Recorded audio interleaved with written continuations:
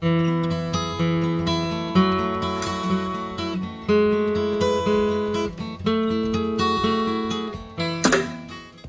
got a fingerprint activated or 4-digit pin activated electronic lock, gun safe.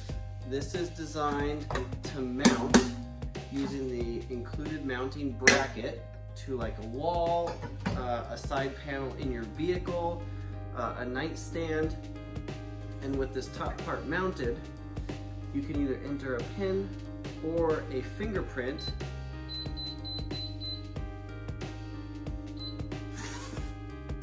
and the bottom drops out. It has a holster inside for your gun, so easy access when it's needed.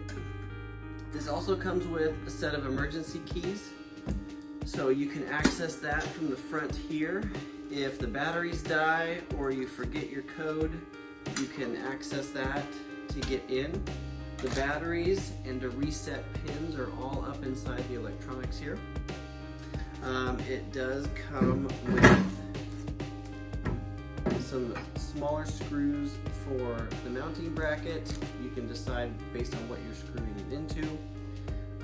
You can mount using top mount, so up underneath something here, or side mount against a wall or a panel.